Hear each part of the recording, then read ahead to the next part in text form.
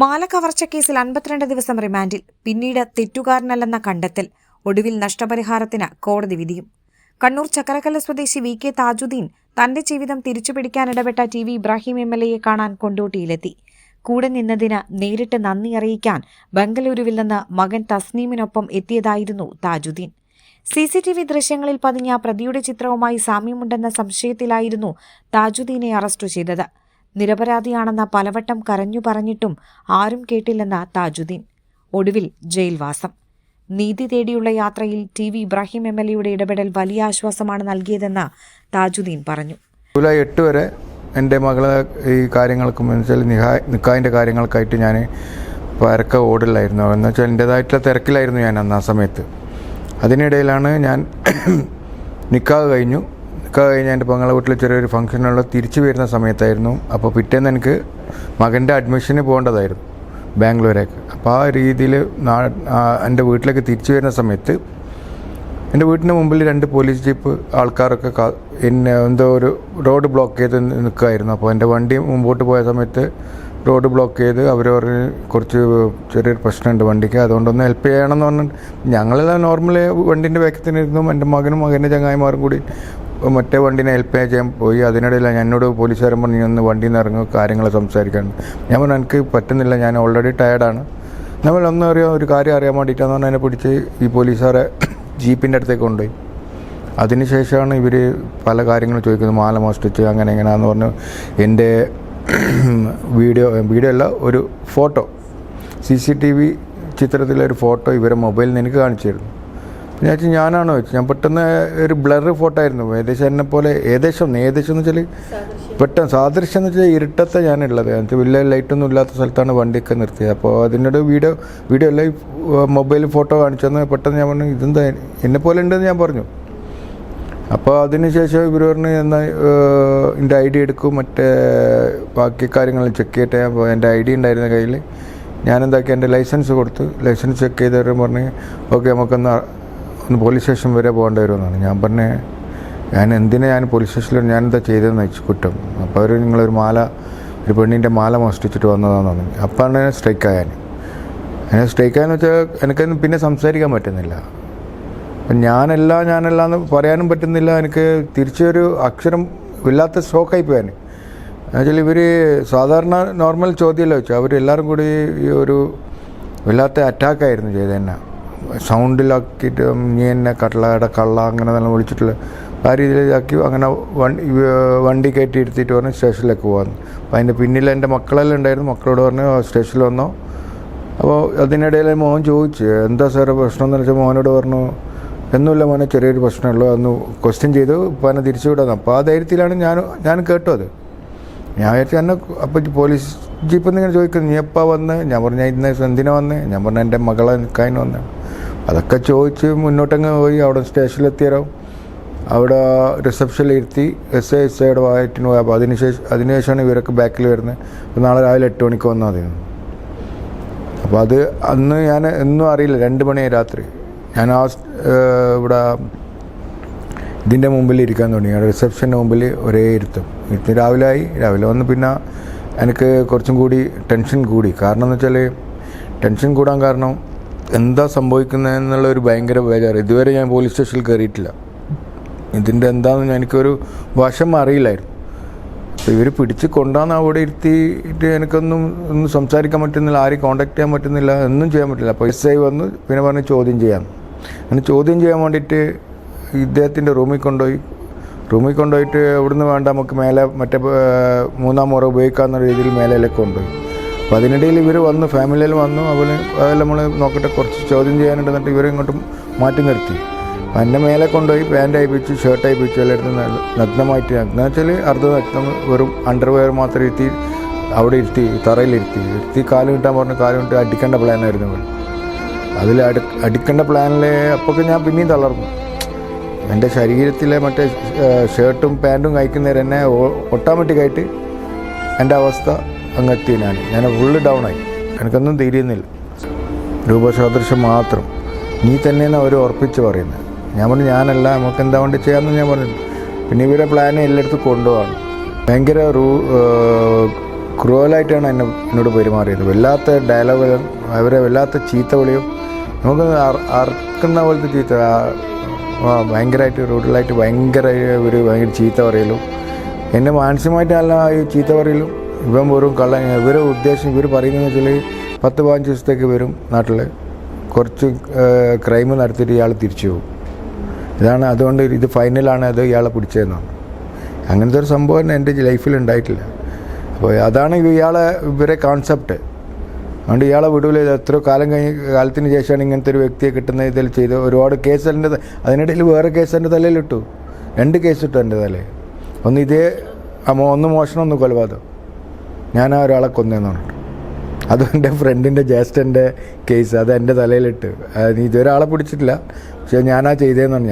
ഞാൻ നേരം ഖത്തറിൽ ഈ മാലപോയ സ്ത്രീ പറയുന്നത് തർപ്പിച്ച് പറയുന്നില്ല, ഒരു ഡൗട്ടായിട്ടേ പറയുന്നുള്ളൂ. അതൊന്ന്. രണ്ടാമത് ബാക്കിയുള്ള പരിസരവാസികളടുത്തും ചോദിച്ചു. അതിലൊരു പരിസരവാസി ആദ്യം ഇയാളടുത്ത് പോയി പറഞ്ഞു, ഇങ്ങനെ ഇദ്ദേഹത്തെ പോലത്തെ ഒരാളാണെങ്കിലും അദ്ദേഹം കുറച്ച് തടിയുണ്ടെന്ന് പറഞ്ഞു. ഇനി എവിടെയെന്ന് വെച്ചു SI. ഞാൻ ഇവിടെ ഗൾഫിലാണ് ജോലി, എൻ്റെ വീട് ഇവിടെ അടുത്ത് തന്നെ എന്ന് പറഞ്ഞു. അന്നേരം പറഞ്ഞു, എനിക്ക് ഗൾഫിൽ പോകണ്ടെന്ന് വെച്ച്. നമ്മളാണ് ഗൾഫിൽ, എന്നാൽ നീ ഇപ്പോൾ പോകണമെന്ന് പറഞ്ഞു. അവനത് പേടിച്ചിട്ട്, അവനക്ക് ഇതിൻ്റെ പിന്നിൽ ഓടാനൊന്നും സമയമില്ല. അവൻ പേടിച്ചിട്ട് അതിന് ലാസ്റ്റ് എൻ്റെ കേസ് തെളിഞ്ഞ ഉടനെ അദ്ദേഹം വെളിയിൽ വന്നു. അത് മീഡിയ വണ്ണിന് അയാൾ ബൈറ്റ്സ് കൊടുത്തു. ഞാൻ കണ്ടതാണ്, അന്നേരം പറഞ്ഞ SIനടുത്ത്. അതൊക്കെ പിന്നീടാണ് വരുന്നത്, ആദ്യം പറഞ്ഞില്ല, അതൊക്കെ മറച്ചു വെച്ചിരുന്നു. അങ്ങനെ തിരിച്ച് ഈ SIക്ക് ഒരു ഉറപ്പായി, എന്ത്, ഞാൻ പിടിച്ച മുതലിന് 3 കൊമ്പ്, ആ രീതിയിലാണ് ഇയാളെ അവസ്ഥ. ഇയാൾ കൺഫേം ചെയ്ത് ഞാൻ തന്നെ പ്രതി. അയാൾ ഈ SI എന്തൊക്കെ അപ്പോഴത്തേക്ക് അവിടത്തേക്ക് സീനിയർ ഓഫീസറെല്ലാം തെറ്റിദ്ധരിപ്പിച്ചു.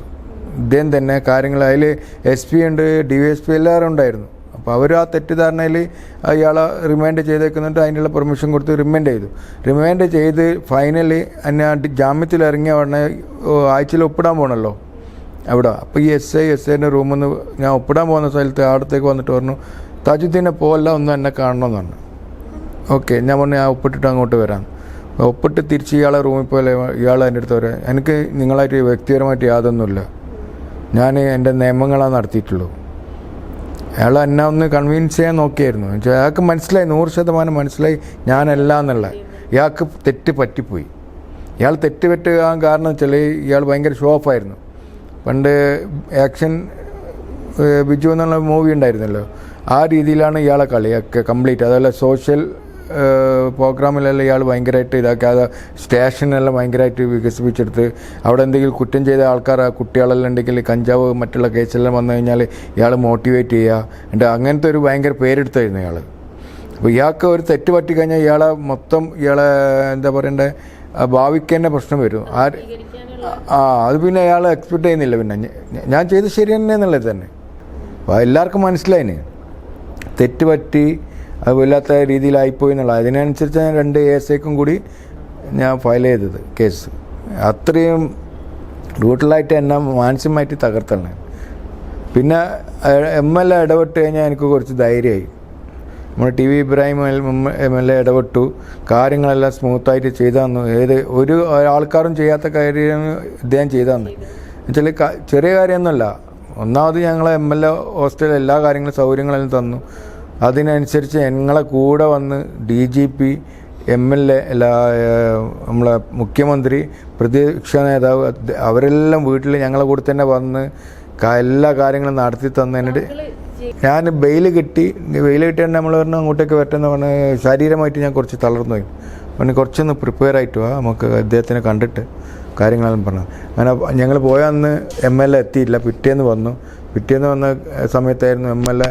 എന്നുവെച്ചാൽ നമ്മളൊരു ബ്രദറെ പോലെ, എന്നുവെച്ചാൽ നമ്മളെ കുടുംബത്തിലൊരു അംഗത്തെ പോലെ നിന്നിട്ടാണ് ഞങ്ങൾക്ക് ചെയ്തത്. അപ്പം ഞാൻ ആലോചിച്ച്, നമ്മളെ ഏരിയയിലില്ലാത്ത ഒരു MLA നമ്മളടുത്ത് ഇങ്ങനെ ചെയ്യുകയാണെങ്കിൽ സ്വന്തം നാട്ടിൽ ജയിച്ച അദ്ദേഹത്തിൻ്റെ മണ്ഡലത്തിൽ എന്തൊക്കെ ചെയ്തിട്ടുണ്ടാവും എന്നുള്ള രീതിയിൽ ഞാൻ ചിന്തിച്ചു പോയിന്. അതൊരു പ്ലസ് പോയിൻ്റാണ് എല്ലാവർക്കും. അദ്ദേഹം ഉള്ളതുകൊണ്ടാണ് ഞാൻ ഇന്ന് മര്യാദയ്ക്ക് നമുക്കൊരു എല്ലാ കാര്യത്തിനും അദ്ദേഹം കണ്ടിന്യൂ ആയിട്ട് DGP പോയി DGPൻ്റെ കാര്യങ്ങൾ ചോദിക്കുന്നുണ്ടായിരുന്നു. എന്താണ് അവിടുത്തെ താജുദ്ദീൻ്റെ വിഷയം, എന്തായി കേസിൻ്റെ ഒക്കെ വിഷയങ്ങൾ. 15 ദിവസമല്ല പറഞ്ഞത്, ഇപ്പോൾ ഏകദേശം 20 ദിവസമായി. അങ്ങനെ നേരിട്ട് DGP MLA വിളിച്ചു ഓഫീസിൽ ഇരുത്തിയിട്ടാണ് ഞാനല്ല എന്നുള്ള കാര്യം അദ്ദേഹത്തിന് ഡിക്ലെയർ ചെയ്ത് കൊടുക്കുന്നത്. പിന്നെ അതൊരു നമുക്ക് എല്ലായിടത്തോളം നമ്മളൊരു ആഘോഷമായി മാറ്റി. ഇതെല്ലായിടത്തും ഫസ്റ്റ് ബൈറ്റ് കൊടുക്കുന്ന MLA ആണ് കാര്യങ്ങളെല്ലാം. പിന്നെ ഗൾഫിലും ചാനലിലുണ്ടായിരുന്നു. ഗൾഫിൽ പോയ സമയത്ത് ഖത്തറിൽ എവിടെ പോയ സമയത്ത് മീഡിയ വണ്ടിയുടെ ചാനലുണ്ടായിരുന്നു, അവിടെയും ബൈറ്റ്സ് കൊടുത്തിട്ടുണ്ടായിരുന്നു. അദ്ദേഹം സപ്പോർട്ടിങ് നല്ല സപ്പോർട്ട് ചെയ്ത്, ചെറിയ സപ്പോർട്ടൊന്നുമല്ല. അത് ഞങ്ങളെ അതിശയം എന്ന് വെച്ചാൽ ഞങ്ങളെ മണ്ഡലത്തിലല്ല, ഞങ്ങളെ മണ്ഡലം കഴിഞ്ഞ് കൊണ്ടോട്ടി മണ്ഡലത്തിലൊരു MLA ആണ് ഞങ്ങൾ. അപ്പോൾ എല്ലാവരും അതിനും ഒരു ഇത് വന്നിരുന്നു, SA ഇട്ടതെന്ന് മലപ്പുറം ടീമായിട്ട് എന്തോ പ്രശ്നമുണ്ടെന്ന് പറഞ്ഞിട്ട് ഒരു ന്യൂസ് വന്നിട്ടുണ്ടായിരുന്നു. നമ്മൾ അത്രയും എന്തേനും അതിൻ്റെ ഈ SA കൊടുത്ത് SA ഒരു ന്യൂസ് കൊടുത്തിട്ടുണ്ടായിരുന്നു ഒരു പത്രത്തിൽ, മഞ്ഞപ്പത്രം ഉണ്ടായിരുന്നു അവിടെ. ആ പത്രത്തിൽ വന്നിന് ഈ കൊണ്ടോട്ടി MLA ആയിട്ടുള്ള ബന്ധമുള്ളതുകൊണ്ട് നമ്മൾ മലപ്പുറം തീവ്രവാദി അങ്ങനെ എന്തോ ഒരു അതിന് നമ്മൾ ഇത് നല്ല കാര്യങ്ങൾ നടത്തിയിട്ടുണ്ട്. ഈ SA അത്രയും മാക്സിമം എന്താ പറ്റുന്ന എല്ലാം ചെയ്തിന് അയാൾ. പിന്നെ ഇയാൾ തളർന്നു ശ്രമിച്ചു നോക്കി, ഇയാളുടെ തെറ്റ് പറ്റിയിട്ടില്ല എന്നുള്ളത്. എനിക്ക് അഗെയിൻസ്റ്റ് ആയിട്ട് കുറേ ആൾ ഫേസ്ബുക്കിലെല്ലാം പോസ്റ്റ് ഇട്ടായിരുന്നു. അല്ല എനിക്ക് അഗേൻസ്റ്റ് അല്ല, SIക്ക് അഗേൻസ്റ്റ് ആയിട്ട്. അപ്പം അതിനൊക്കെ അവരെല്ലാം പോലീസുകാരെല്ലാം വീട്ടിൽ പോയിട്ട് പിടിച്ചുകൊണ്ടുവന്ന ഇതെല്ലാം ഉണ്ടായിരുന്നു. ഞാനറിയില്ല അതൊന്നും ആരെല്ലാം എന്തെല്ലാം സംഭവം എന്നാണ്. അപ്പം ഞങ്ങൾക്ക് ചെറുതായിട്ട് പറയാമെന്ന് വെച്ചാൽ ഇപ്പോൾ നമുക്ക് പറയാൻ പറ്റുന്ന കാര്യം എന്ന് വെച്ചാൽ നമ്മളെ MLA ഉള്ളതുകൊണ്ടാണ് ഞങ്ങൾ ഇത്രത്തോളം എത്തിയത്. എല്ലാ കാര്യങ്ങളും ചെയ്താൽ അതിനുള്ള കേസിൻ്റെ ഇതൊക്കെ ഇന്ന് വക്കീലിനെ ഏൽപ്പിച്ചാൽ ഞങ്ങൾക്ക് സൂപ്പർ വക്കീലിനെ വന്ന് വക്കീലിനെ എപ്പോഴും കണ്ടിന്യൂവേഷൻ കാര്യങ്ങളെല്ലാം ചോദിക്കുന്നുണ്ടായിരുന്നു. അദ്ദേഹത്തിൻ്റെ PA. അതേപോലെ ഇപ്പോൾ ലാസ്റ്റ് ഞങ്ങൾക്ക് ജഡ്ജ്മെൻറ്റ് വന്നു. 10 ലക്ഷം റുപ്യ എനിക്കും 4 ലക്ഷം റുപ്യ എൻ്റെ ഫാമിലിക്കും 1,40,00,000 കൊടുത്തത്. പക്ഷെ അതിനും ഇപ്പോൾ വക്കീലും അതുപോലെ നമ്മുടെ MLA പറഞ്ഞു ഇത് അങ്ങനെ വിട്ടാൽ ശരിയല്ല, ഇതായിട്ട് നിങ്ങൾ കീഴ്ക്കോടതിയിലേക്ക് പോകേണ്ട ചാൻസ് എനിക്കുണ്ട്. അപ്പം അതിനുള്ള എന്താ ഹെൽപ്പും വേണ്ടി ചെയ്തുതരാമെന്ന് ഇപ്പോൾ ഇന്നും ഞങ്ങളിപ്പോൾ പോയിട്ട് വന്നേരം പറഞ്ഞതാണത്. അങ്ങനെ ഒരു MLA ഈ നാട്ടുകാർക്ക് കിട്ടിയതിൻ്റെ നാട്ടുകാരുടെ ഭാഗ്യം ഞാൻ പറയും. നമുക്ക് അങ്ങനെ കിട്ടിയില്ലല്ലോ എന്നല്ല, നമ്മൾ എത്ര ദൂരമായിട്ട് വന്നത്. അത്രയും നല്ലൊരു വ്യക്തി ആയതുകൊണ്ടാണ് ഞങ്ങളെ കൂടെ നിന്ന് എല്ലാ കാര്യങ്ങളും ചെയ്തത്. എന്നുവെച്ചാൽ പരിചയം വേണമെന്ന്, അല്ലെങ്കിൽ ഒരു റിലേഷൻ വേണം, വേറെന്ത രീതിയിലുള്ള ഒരു എന്തെങ്കിലും കാണണം, അല്ലെങ്കിൽ അദ്ദേഹത്തിന് നമ്മളൊരു വോട്ട് കിട്ടണം, അതുമില്ല. എന്നുമില്ലാത്ത ഒരു സ്ഥലത്തുള്ള ഒരു വ്യക്തിയാണ് വന്നിട്ട് ഇങ്ങനെ കാര്യം നമ്മളെ നിസ്സാരത കൊണ്ട് അദ്ദേഹം എല്ലാം മനസ്സിലാക്കി സത്യസന്ധതയുള്ള കേസാണെന്ന് വിചാരിച്ചു. എന്നിട്ടും അതും ഒരു ഡൗട്ടായിരിക്കും, ഇങ്ങനെ എത്ര കാര്യങ്ങൾ വരുന്നുണ്ടായിരിക്കും, ഇല്ലാത്ത കാര്യങ്ങൾ വന്ന് അദ്ദേഹത്തിനെ ഇടങ്ങാറാക്കുന്ന കുറേ ടീമെല്ലാം ഉണ്ടാവുമല്ലോ. അപ്പം അദ്ദേഹം ഞങ്ങളെ മനസ്സിലാക്കി ഞങ്ങളെ കൂടെ നിന്ന് എല്ലാത്തിനും TV-യിലായിക്കോട്ടെ എന്തിലായിക്കോട്ടെ വന്ന് ഞങ്ങളുടെ കൂടെ താജുദ്ദീന്റെ മകൻ സമൂഹമാധ്യമത്തിൽ പങ്കുവച്ച കുറിപ്പ് TV ഇബ്രാഹിം MLAയുടെ അഡീഷണൽ PA ഷാഹുൽ ഹമീദ് MLAയുടെ ശ്രദ്ധയിൽപ്പെടുത്തുകയായിരുന്നു. തുടർന്ന് MLAയുടെ നേതൃത്വത്തിൽ DGPയെയും മുഖ്യമന്ത്രിയെയും കണ്ടു. നിയമപരമായ ഇടപെടലുകളും നടത്തി. കേസ് വിശദമായി പരിശോധിച്ച DGP അന്വേഷണം ക്രൈംബ്രാഞ്ച് IG S ശ്രീജിത്തിനെ ഏൽപ്പിച്ചു. തുടരന്വേഷണത്തിൽ യഥാർത്ഥ പ്രതിയായ മാഹി സ്വദേശി ശരത്ത് പിടിയിലായി. താജുദ്ദീനിൽ നിന്ന് പിടിച്ചെടുത്ത പാസ്പോർട്ടും പണവും തിരികെ നൽകി. MLAയുടെ നിർദ്ദേശപ്രകാരം പോലീസിനും സർക്കാരിനുമെതിരെ മാനനഷ്ടക്കേസ് ഫയൽ ചെയ്തു. നിയമ പോരാട്ടത്തിനൊടുവിൽ ജനുവരിയിൽ കോടതി താജുദ്ദീന് 14 ലക്ഷം രൂപ നഷ്ടപരിഹാരം അനുവദിച്ചു. 14 ലക്ഷമാണ് നമുക്ക് വിധിച്ചിട്ടുള്ളത്. അപ്പോൾ ആ വിധി പ്രകാരം പിന്നെ നമുക്ക് എന്താ വിധി, അതായത് ജഡ്ജ്മെന്റ് പ്രകാരം നമുക്ക് ഇനി എന്താക്കാൻ പറ്റുമെന്ന് വെച്ചാൽ ലോവർ കോർട്ടിനും കൂടി സമീപിക്കാം. അപ്പോൾ ലോവർ കോർട്ടിനെ സമീപിക്കുന്ന മുന്നേ നമുക്ക് ശരിക്കും പറയുകയാണെങ്കിൽ ഈ ഗവൺമെൻറ് നമുക്ക് ഈ വിധിച്ച 14 ലക്ഷം പെട്ടെന്ന് തരണം. പെട്ടെന്ന് ഇതുവരെ വിധി വന്നിട്ടുണ്ടെങ്കിൽ പോലും ഇതുവരെ നമുക്ക് ആ ഫണ്ട് കിട്ടിയിട്ടില്ല എന്നുള്ള ഒരു സങ്കടം സത്യം പറയണം നമുക്കുണ്ട്. അതിലിപ്പോൾ നമ്മൾ AN ഷംസീർ സർ ഇടപെട്ടിട്ടുണ്ട്, പിന്നെ TV ഇബ്രാഹിം സർ ഇന്നും ഇടപെട്ടിട്ടുണ്ട്. അപ്പോൾ സാറിൻ്റെ ഭാഗത്തു നിന്നുള്ള നിരന്തരം ഇടപെടലുകൾ ഇപ്പം അതായത് 2018 മുതൽ ഈ 2026 വരെ സംഭവിക്കുന്നത് ഉള്ളതാണ് ഒരു ഫോർച്യുനേറ്റ്ലായിട്ടുള്ള സംഭവം.